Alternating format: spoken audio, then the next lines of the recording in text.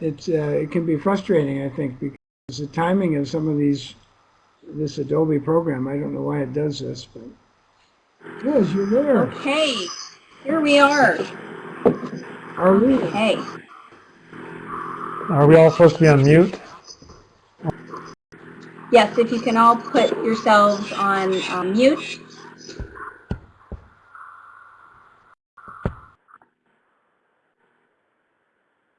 And I think we'll wait a couple more minutes to have more people join. Thank you for your patience, and thank you for joining today.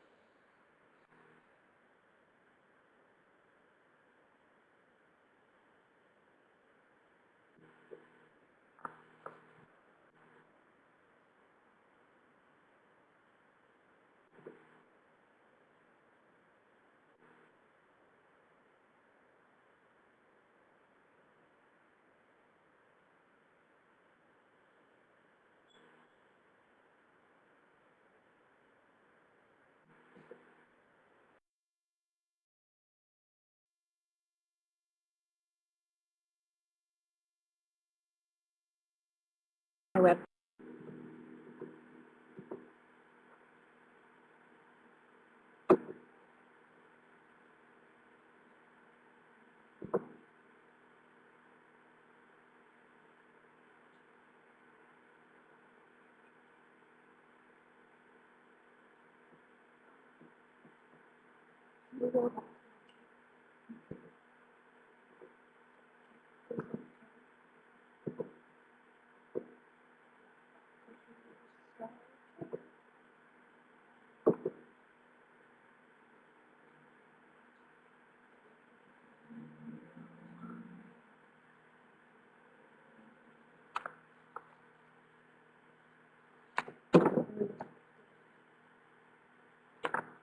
I think we'll just get started.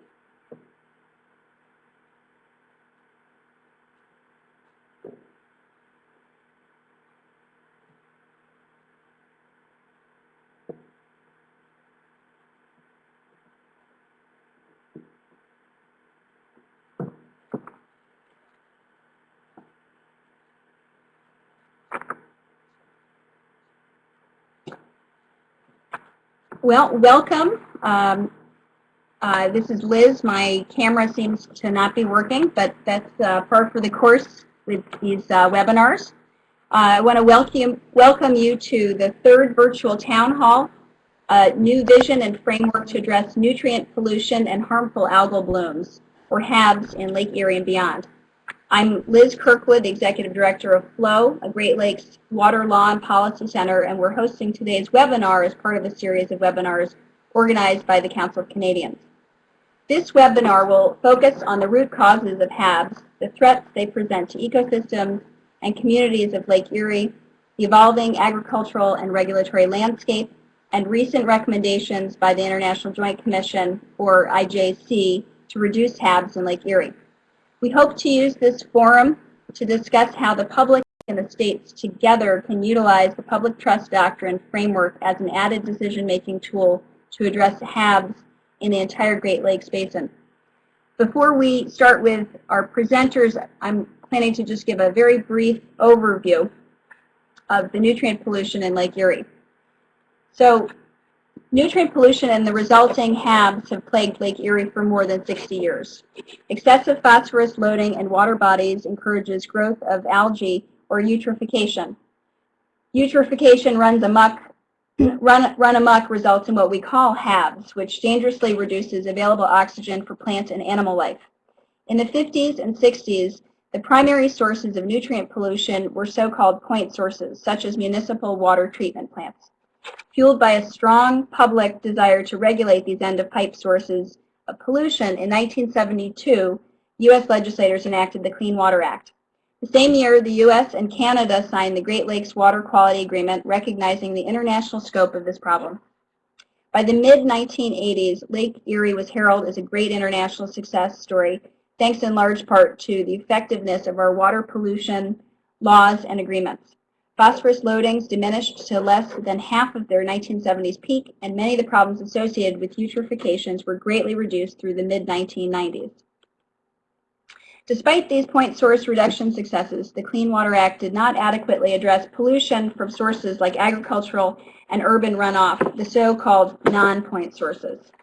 Inadequacies of the regulatory regime included the lack of will of U.S. states to catalog impaired water bodies or to establish clear numeric guidelines called total maximum daily loads, or TMDLs, for maximum acceptable nutrient levels in water bodies. The result of these regulatory shortcomings has been a resurgence in HABs that trace their origins to non-point sources. This resurgence was further exacerbated by, among other things, agricultural runoff containing highly potent dissolved reactive phosphorus and increased precipitation resulting from climate change. 2011, as you know, marked Lake Erie's worst HAB on record, with wide-reaching impacts on water quality, recreation, and property values, and the drinking water supplies of 11 million residents. To take Ohio as an example, dead zones have threatened the state's $11.5 billion tourism and sport fisheries economy with beach closures and fish kills. And in 2013, Lake Erie's dead zones gave rise to toxin levels 1,000 times the WHO guidelines for drinking water, forcing a public water supply shutdown. These social, economic, and environmental costs have galvanized public's concern into action once again to address phosphorus loading in Lake Erie. Just this year, in February 2014, after 3 years of intensive study, the IJC issued its Lake Erie Ecosystem Priority, or LEAP report, which recommended that the governments of Michigan, New York, Ohio, Pennsylvania, and Ontario establish new phosphorus loading targets and reduce pollution by 46%, and that they utilize the public trust framework as a legal strategy for doing so. The public trust doctrine is the idea that shared resources, like these Great Lakes, are held in trust by governments on behalf of the public as beneficiaries, and that as trustees, all governments have an affirmative duty on the public's behalf to protect this trust. That is, to protect water quality and to preserve the resource for public uses such as navigation, fishing, recreation, and drinking. The public trust broadness makes it very flexible. It also meshes well with existing legal frameworks, in particular the 2012 Great Lakes Water Quality Agreement and with the watershed pollution allocations of TMDLs. We know the underlying causes of this complex problem, and we know we can reverse them. Without coordinated action, however, the problem will only worsen in Lake Erie and beyond. This is why public trust concepts are so appropriate here. They suggest flexible, comprehensive, region-wide legal strategies. Now I'd like to shift gears and introduce our fantastic presenters today. Dr. Don Scavia from the University of Michigan, followed by Cody Yeager-Kazachek from Circle of Blue, then Dave Dempsey from the International Joint Commission, and finally Jim Olson, founder of Flow. During the presentations, I'd ask you to type your questions into the chat box, and then we'll follow the presentations with the Q&A session. Thank you so much again for joining us. So let's get started.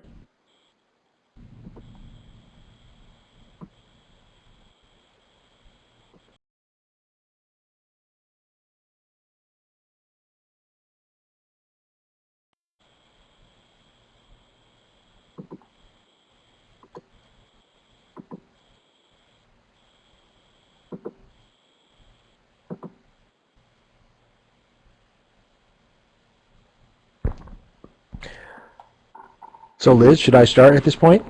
Yes, please. Okay. Well, thank you for kicking us off and for basically giving my presentation. I'm going to embellish that and add some figures to show you what we were talking about in sort of setting the stage for the situation that we're facing right now in Lake Erie. As Liz mentioned, the great success of the 1972 Great Lakes Water Quality Agreement was to reduce the phosphorus loads to Lake Erie, and we reached the 11,000 metric ton target very early in the sequence, and we've been hovering around that, meeting that target in most of the years. And you can also see from this graph that what we're dealing with now in the mostly the purple part of the bar graph, and below that we're pretty much dominated by the non-point sources. In response to that, this is one of the classic success stories in lake eutrophication. This is a graph showing the aerial extent of the dead zone in the central basin of Lake Erie, and you can see its growth from the 1960s up through to the mid-1970s. And then following the reduction strategy in the loads of phosphorus, the size of that dead zone started to decline, as most of the models had predicted.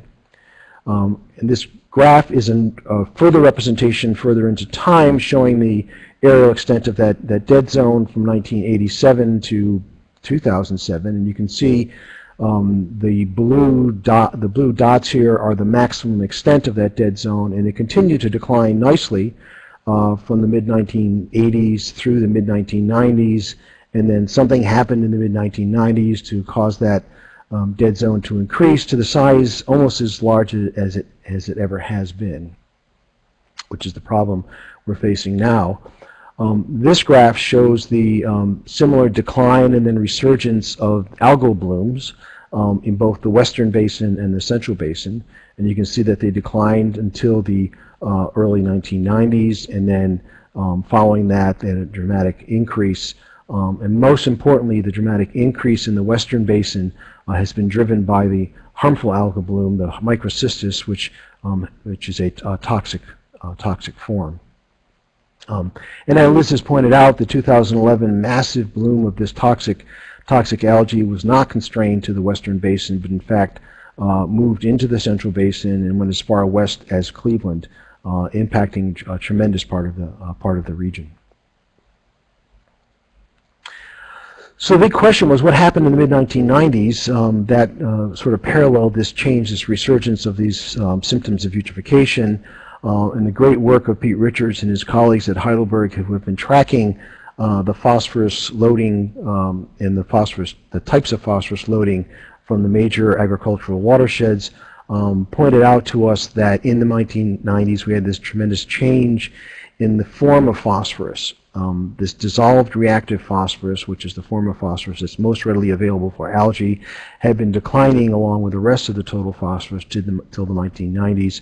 And then we had this tremendous increase since that point in time, which is sort of beginning of the indication of the smoking gun.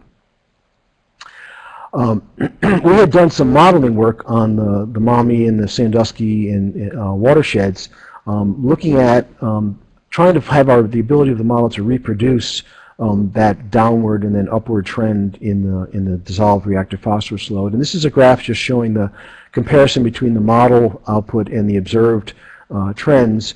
So we were relatively comfortable that we had a model that could reproduce those conditions, and so we ran some tests through the model. And the bottom line of the results of that study is that changes in tillage and fertilizing practices from the mid-1980s and beyond increased the concentration of phosphorus in the surface soils. There were much higher concentrations of phosphorus in the surface because of the tillage practices we had put in place and in fact encouraged, but also changes in fertilizer practices, moving towards broadcast fertilizing as opposed to incorporation, moving from spring application to fall application. And what that did was make these surface soils in these farm fields far more vulnerable to increasing storms. And then what happened in the more recent decade is that we've had an increase in the intensity and the frequency of these very strong spring storms driven by the changes in the climate, particularly in this region of the western basin of Lake Erie, and that increased storms flush this more vulnerable phosphorus into the lake. So we had a set of mechanisms that were helping to explain why we've had this change. So there was a lot of effort went into looking at, do we have the capability to set new phosphorus loads targets for Lake Erie? And all I'm going to focus on now is actually the Central Basin dead zone. But there are other targets that are related to these and similar to these that are focused on eliminating the toxic blooms in the Western Basin. I won't go through the whole analysis, the modeling, but what I wanted to show you are two response curves that we had developed. The blue shaded area in this graph is our modeled response of the hypoxic area or the dead zone area as a function of loads to the western and the central basin. And you can see that the current target is up at almost 10,000. We're looking at just the western and central basin now, so it's 10,000 metric tons. The current average load is actually below that at about 8,000. But the model is suggesting that we actually have to reduce it to a little bit over 4,000 metric tons in order to cut the average size of the hypoxic zone in half. That's a 46% reduction from where we are now. It's a reduction of about 3,600 metric tons per year. We also looked at the same response curve, but rather than looking at total phosphorus, looking at that very bioavailable form, the dissolved reactive phosphorus. And interestingly, it's suggesting, the model is suggesting that to reach that same target, we have to reduce the dissolved reactive phosphorus by 78%, which is a very big number, but it also reflects the fact that it has increased dramatically since the mid-1990s. But it's also interesting to note that that 78% reduction is actually a reduction of 2,000 metric tons per year, whereas if we're focusing on total phosphorus, it's a much larger 3,600 metric tons per year. So this is telling us that if we really focus on this dissolved reactive phosphorus, even though it's a 78% reduction, it's actually less of an overall reduction than if we focus on total phosphorus. And one of the interesting findings in another set of analysis where we looked at the models of the watershed, we looked at the yield, the percent reduction coming from application of these best management practices in agriculture. And this part on the graph where it's labeled feasible, this is the implementation that the agricultural community and the agricultural advisors told our modelers are feasible to do under current climate, current financial conditions. And you can see it's nowhere near what is actually needed to get up to the 35, 40, 45% reduction.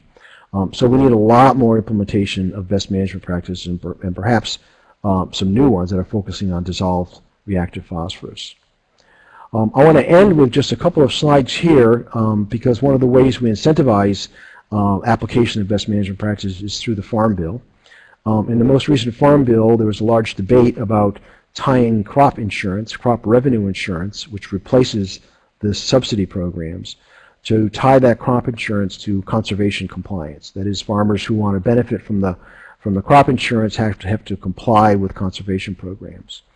That conservation compliance is actually in the current Farm Bill, but it does not require them to comply with structural practices. So the difference between structural and non-structural practices, structural practices are like what's shown in this figure, buffer strips and other measurable things on the ground that are actually far more effective than the non-structural programs, which are more about nutrient management.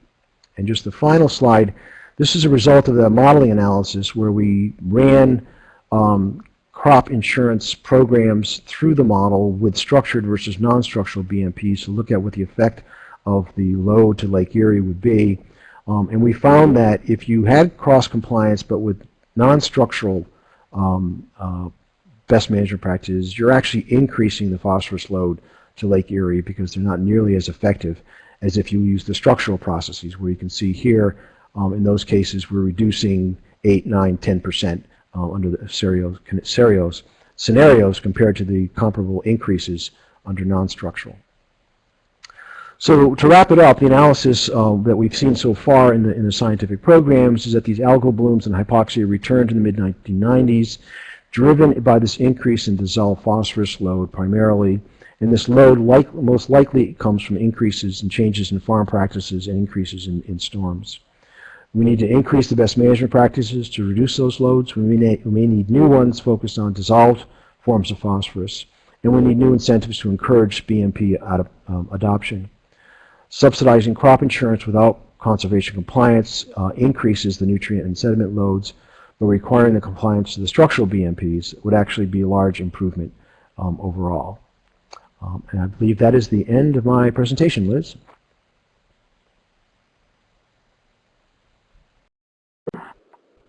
Thank you so much, Don, and that's a perfect segue to have Cody come on and discuss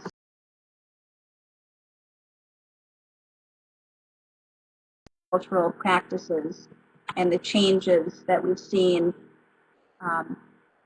over the years. Thank you, Don. Okay, well, I hope everyone can hear me okay.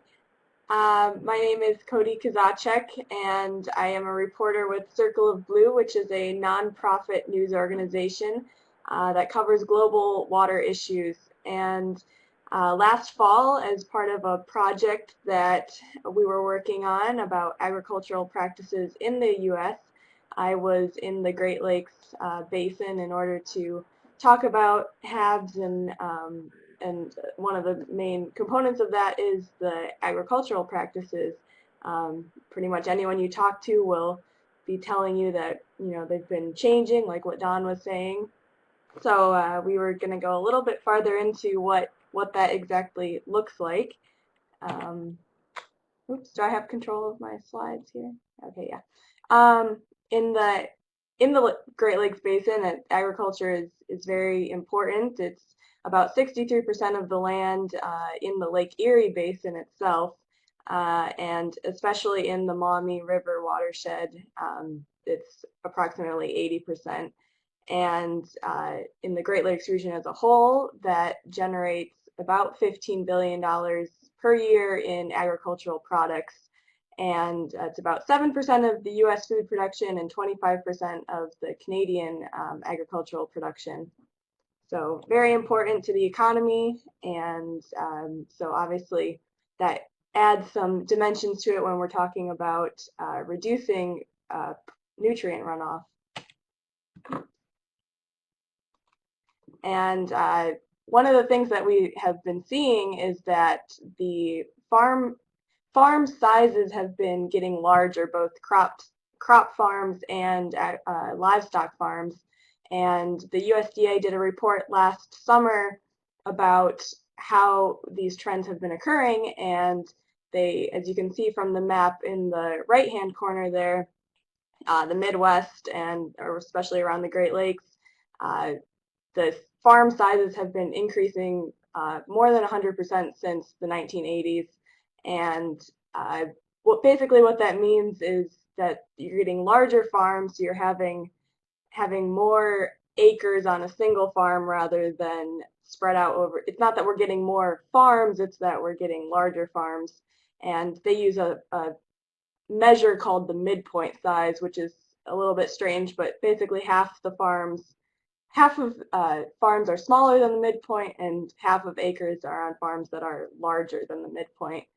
And so, as you can see, that has changed dramatically since the 80s, and also with livestock farms especially, that has gone up hugely. If you just look at, you know, commercial hog farms is probably one of the most dramatic, where they've gone from about, you know, 1,200 hogs going through the farm in 1987 to in 2007 that was 30,000. So that's kind of a big change. And also another statistic that was pretty impressive was that, you know, the farms with more than 2,000 acres, which are just 2% of all the farms in the U.S., they actually controlled 34% of all of the cropland in the United States.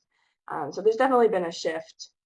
And so what that means for phosphorus is that what I was told was that, you know, there's bigger equipment that can lead to more soil compaction, and also just some of the people I was talking with who are working on implementing the BMPs on the ground say that it's harder to get the bigger farmers to implement some of these BMPs because they just have such a premium on their time. It's much more industrialized, and you know, they're not as likely to experiment with something as someone that might only have 100 acres or 200 acres. So that's an issue that they've run up against.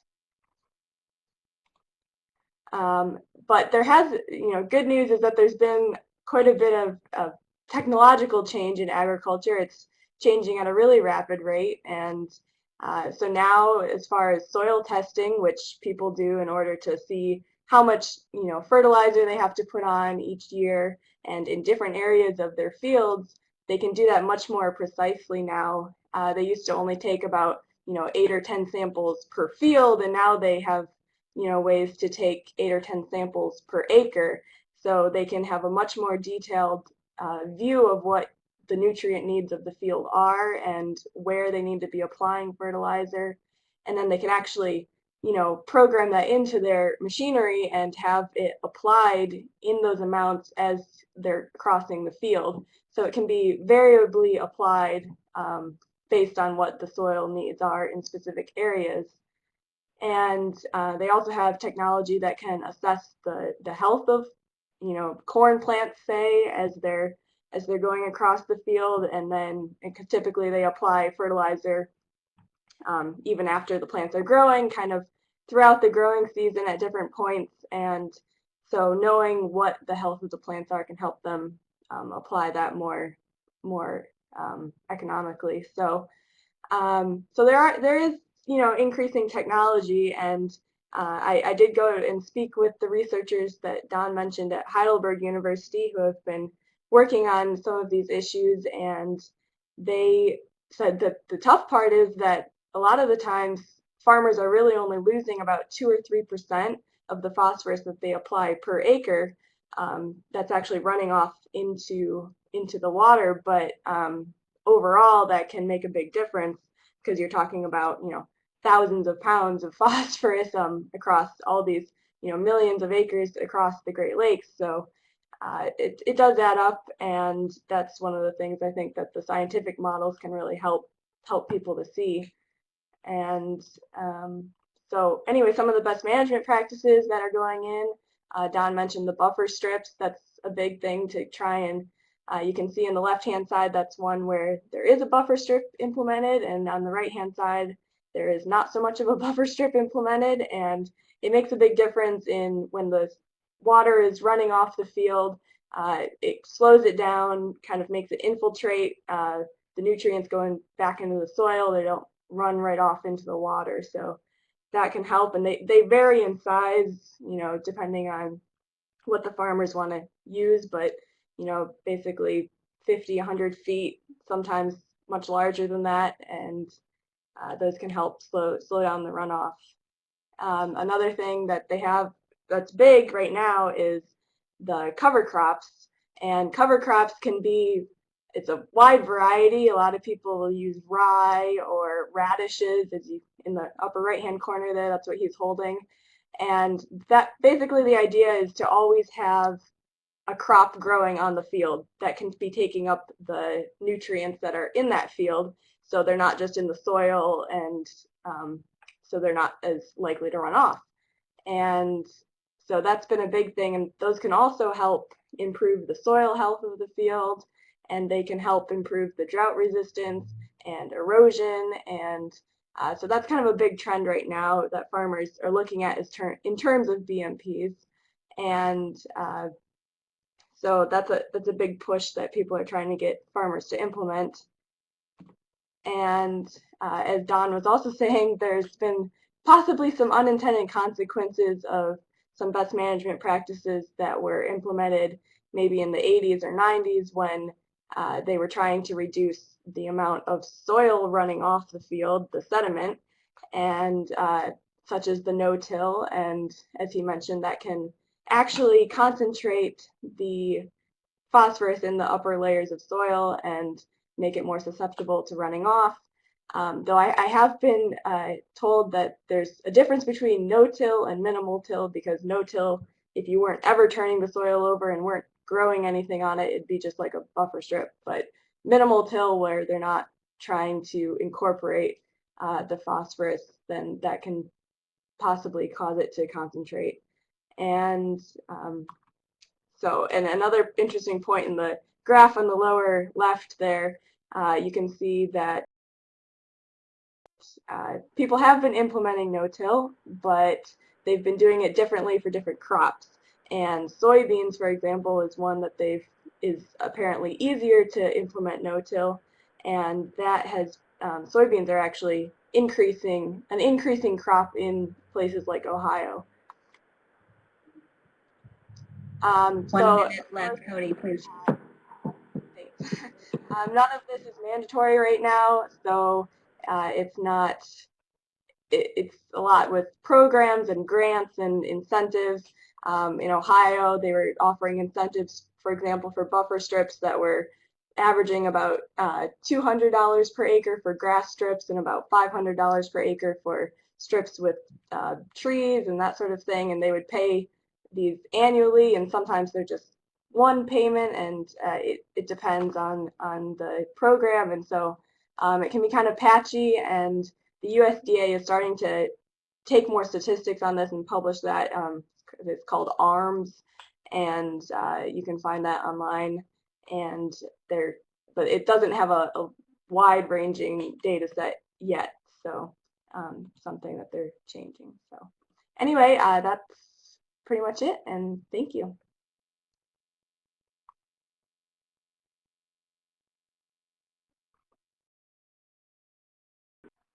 Thank you so much, Cody, for providing that great overview of the changing You talk?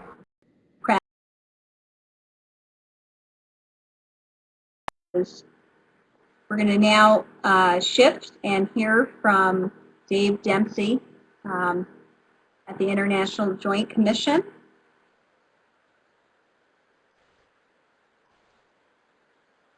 Dave, There can I you am. press your camera, please? I think you can see me now, can't you?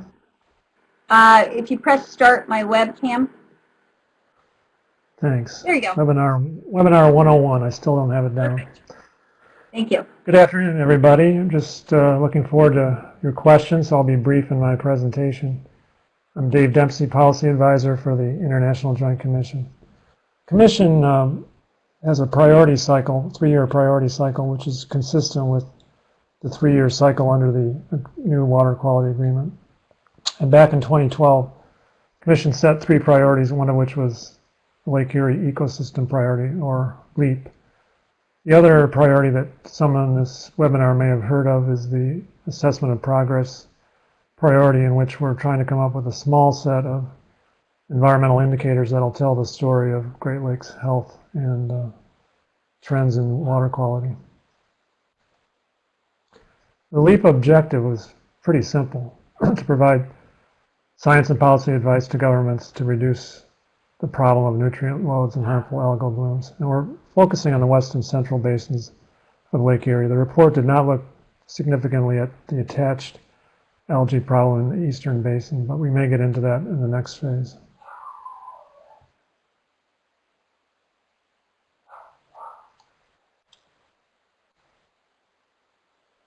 We're well aware that other agencies and private parties are doing great things to try to deal with this problem. Some of them are listed here, but I think the 2 that we're tracking the most closely are the GLRI, or the Great Lakes Restoration Initiative, and the Canadian Great Lakes Nutrients Initiative, both of which are targeting substantial amounts of public money to try to test solutions to the problem on the ground, and also to gather more information about the sources and loadings of phosphorus to Lake Erie. So in late February, we issued our report called The Balanced Diet for Lake Erie, Reducing Phosphorus Loadings and Harmful Algal Blooms. To get to the end product of the report, we followed a process that's laid out here. Beginning with the science, we set up a science work group called TACKLE, of which Don Scavia was part, and other scientific experts from around the basin, to pretty much summarize the state of knowledge and science with respect to algal blooms and loadings in the western Lake Erie Basin. We had an expert workshop to summarize that work back in February 2013. Put out our draft report late last summer, took some time to listen to the public and get some expert comments, and then issued the report in February. A couple of maps that basically show phosphorus loadings to Lake Erie for both total phosphorus and soluble reactive phosphorus. Don's pretty much explained those issues. Our key findings will shock nobody on this webinar, and that is that non-point sources are the predominant source of the problem for Western Lake Erie HABs, that agriculture is the major source of those loadings, and that there's an increasing influence of DRP and the seasonality of the problem. Our report has a series of recommendations, everything from loading targets to monitoring and research, with some policy recommendations in between. Our loading targets are pretty comparable to the ones that Don just mentioned. They use some of the same assumptions and information and data to come to those conclusions. So essentially a 37% reduction in total phosphorus was recommended for the Maumee River and the West Basin tributaries, and 78% reduction to deal with hypoxia.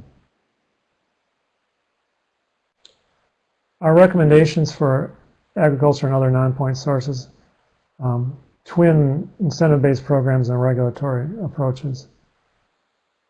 I want to focus right now, I guess, on the regulatory interventions. One of the remedies or policy solutions we heard a lot about from the public during our public consultations was trying to limit the application of fertilizer and animal waste to frozen ground. That's something that I know that some states are now considering as an option. We also proposed that the states of Michigan, Indiana, and Ohio collaborate on a tri-state total maximum daily load process for Western Lake Erie. That process, I think, is familiar to some on this webinar, but essentially it requires the three states, particularly Michigan and Ohio, to list the open waters of the western basin of Lake Erie as impaired under the Clean Water Act, and that will trigger a process to come up with a maximum load and then to hopefully allocate those loads by geography and source. There's a comparable, although not identical, approach being used now in the Chesapeake Bay that has some promise. But again, it will take an initiative by the states to pursue that, and so far we haven't heard any reaction on that. And also we have recommendations for urban sources that you can see there. Part of the purpose of this webinar is to talk about public trust issues, and so I wanted to focus briefly on the recommendation you see before you. Jim will talk in a second about the history and the current status of public trust law, but essentially what we're calling for is the use of public trust principles as sort of a backstop. Getting at agricultural non-point pollution is difficult given current statutory exceptions for much of agricultural practices, but under common law there is a public trust framework that exists that could be used as a framework, or I should say backstop, to assist the governments in trying to reduce the impairment of the public uses of Lake Erie. And we think that's a helpful concept that can be used by the agencies of government, although it's not something that they've traditionally been using. Instead, they've been looking more with a greater focus at regulatory law, Clean Water Act, and so forth. We also have recommendations that relate to research and monitoring that you can see there. One of the issues that we also heard about from the public is what is known and what is not known about the contribution of the Detroit River to the HABs in Western Lake Erie. Most of the scientists that we've talked to believe the concentration of phosphorus in the Detroit River outlet is not significant enough to contribute to HABs, although it may be contributing to hypoxia. We're hoping that the agencies will gather more data on that issue, on that problem, so that we can come up with firm conclusions. We're not quite done with our LEAP project. We're going to focus in phase 2 on a couple of issues. Not all 4 of these are going to be studied. These are 4 possibilities. We'll probably focus on human health effects of exposure to harmful algal blooms. Some of the governments have said that looking at that might be helpful. It's not something that other agencies have yet been able to do. Primarily looking at whether there should be monitoring requirements for cyanobacteria or drinking water standards that would be binding on water suppliers. 2, I think the last priority, economic impacts, is something that we we'll probably look at in greater depth. So in closing, I just wanted to mention that this project is something that was a collaboration of all three of our IJC offices, the GLRO, or the Great Lakes Regional Office, Canadian section in Ottawa, and of course the US section based in Washington. Thank you. Great. Thank you so much, Dave, for that wonderful summary about the IJC's work. We're going to shift now to Jim Olson.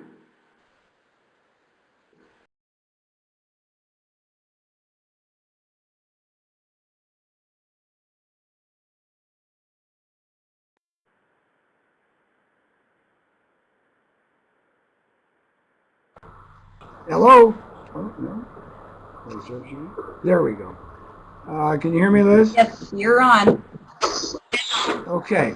Well, thank you for the presenters and everybody participating in this program this afternoon.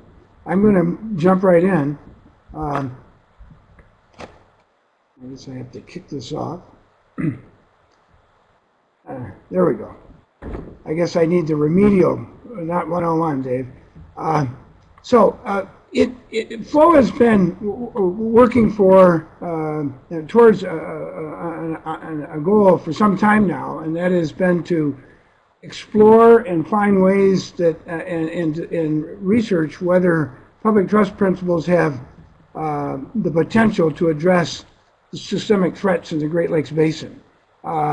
With the idea that by studying these, we can begin to address these things that are left over from 40 years of environmental laws in both countries, dealing with arcs of the cycle or certain portions of activities such as point and non-point distinctions, groundwater and surface water distinctions, when it's all one system. So what we're struggling with, I think, with these systemic problems, and this nutrient issue is the most dramatic, is this fragmentation from historical laws to these larger questions and how to get at it. And what I'd like to just talk about today are a couple of things. One is just the background of the public trust doctrine, and secondly, to explore how it might work. And then I think third, I'll just end quickly with some suggestions on where we ought to go from now as a springboard from this very strong and I think visionary recommendation by the International Joint Commission. So what we do is we look at all these issues in terms of the hydrologic cycle. Why? Because the hydrologic cycle connects it all, as I said a moment ago. And if we can understand the inputs and the impacts, whether it's water or chemicals or phosphorus or climate change, if we begin to understand what's happening to the hydrologic cycle, we can begin to look at what are the common, what is the common piece of this, and the common piece of this are the Great Lakes. We have a hydrologic cycle, but we see the surface water of the Great Lakes, and uniquely, the Great Lakes are subject to the public trust doctrine. Flo did a report 2 years ago and submitted to the IJC, which was essentially laying out the research and the conclusion regarding the application of the public trust doctrine in the Great Lakes as a principle that might be followed. What we found was that in all 8 Great Lakes states, the public trust in the Great Lakes is strong. It exists. You can trace it back to the English common law.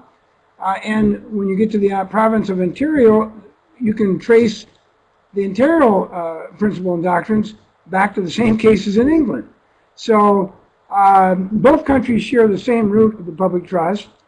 And I'll speak to what that public trust is now. Now, Canada, the cases are beginning to talk about public trust, and it's in the law review literature. But it really is called the public right to fishing and navigation, with the idea that it's not restricted to just fishing and navigation. That's kind of an outer edge. one of the problems, or often people will say, well, you can't address all issues with the public trust because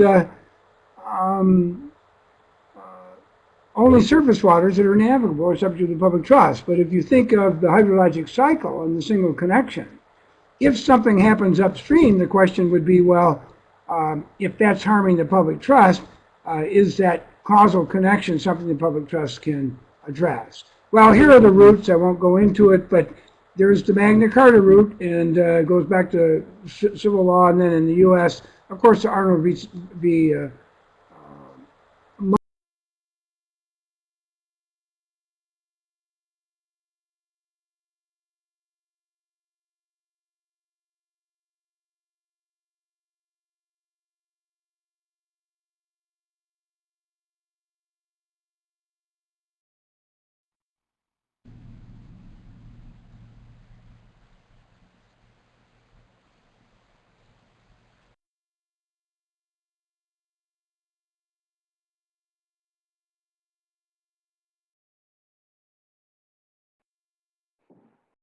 Sorry, we're just having a technical difficulty. There we go. Am I back on? I hope you can hear me again. Hello? Yeah, we can hear you, Jim. Okay. I'm sorry about that. The forward button is right near the icons, and I slipped onto an icon. So, first thing about the public trust doctrine is it has a fiduciary duty that is imposed on governments. It's enforceable by citizens. The citizens are the legal beneficiaries. As described by the leading case in the United States, which is followed in just about every state, the Illinois Central Railroad case, this describes the nature of the title. It's held in trust. It protects certain public trust uses of these waters, and the citizens are beneficiaries. So what are the basic uses that are protected? Navigation, boating, fishing, swimming, drinking water supply, and recreation. All of the things that were significantly impacted by the algal bloom in the dead zone in 2011 that Don described. So no question that the public trust uses are being impaired. The case law is quite clear. If the uses are being impaired, there is a remedy to address the cause of that impairment. So what are the public trust principles? If we have the public trust and we have this remedy and we're beneficiaries and the government has this fiduciary duty, what are the principles that we should be aware of? One is generally the public trust purposes need to be protected in a way that they are not subordinated by non-public trust purposes or private purposes. In the Illinois Central Railroad case, the state had sold away a square mile of Lake Michigan, and the Supreme Court said, no, you can't do that. Those are public trust waters. In addition to the public trust purpose test, why is this doing that? There we go. Hello. Okay, it happened again. I'm not quite sure why this is happening.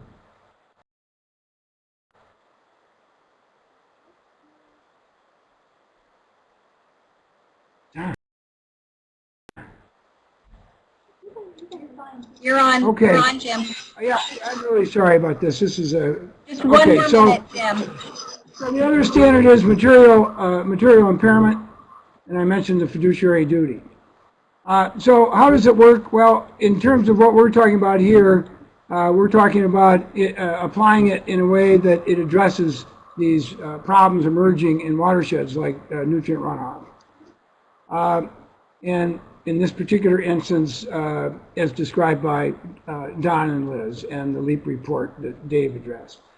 Here are the three cases, National Audubon, Lake Beulah District, that are recent. The Obrecht case in Michigan is typical of the state's the various courts' description of the duty.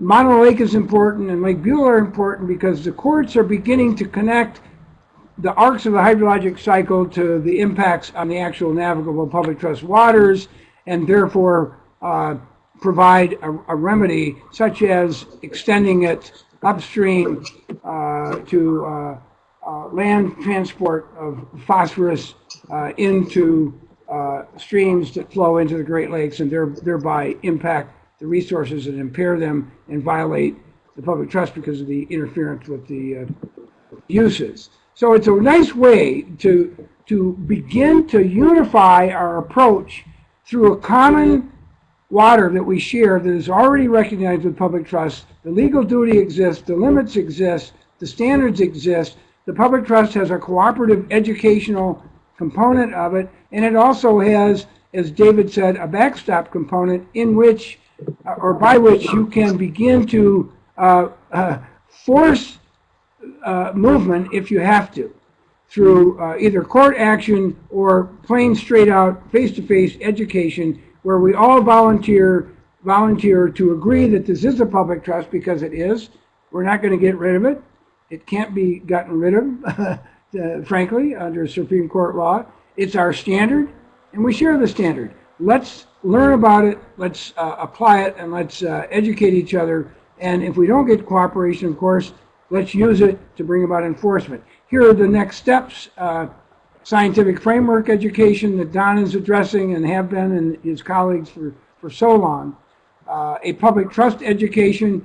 Flo is working, and we're looking for lots of partners in collaboration throughout the Great Lakes Basin to begin to educate each other about the public trust through the development of materials we've been working on with others. We'd like to work with others, and a workshop program that goes to the government leaders as urged by the IJC, goes to the communities, works with the farm communities, and begin to build collaboration and cooperation. And if we can't, then looking at ways for enforcement. And there are some projects going on, if some have questions later about it, looking at what those enforcement look like through court actions by individuals or what rights the states have. So thank you. Thank you, Jim. I'm going to shift over to a different format and ask all of the presenters to upload their cameras, and we will have a panel discussion. In the discussion notes, the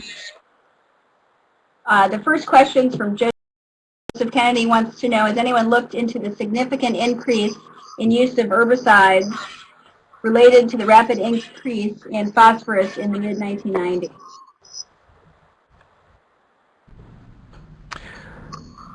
So I have not done that, but my colleagues at Limnotech have actually looked. You're talking about the glyphosate, yeah, have looked at that, both at the availability of glyphosate in terms of supporting algal growth and its actual total mass contribution to the loads, and it, at least from their analysis, it looks like it's a pretty trivial contribution to the overall loads that we've been seeing. Okay, the next question is where the logic leap is between some of the proposed solutions to meeting the ecological limits to the problem.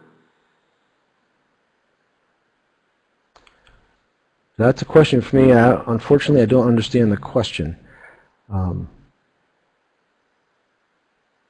think the critical, well, the biggest leap is to actually go from the fact that we know we need to reduce the loads primarily from the dissolved sources, and we need to have the technologies and the incentives to actually make that happen.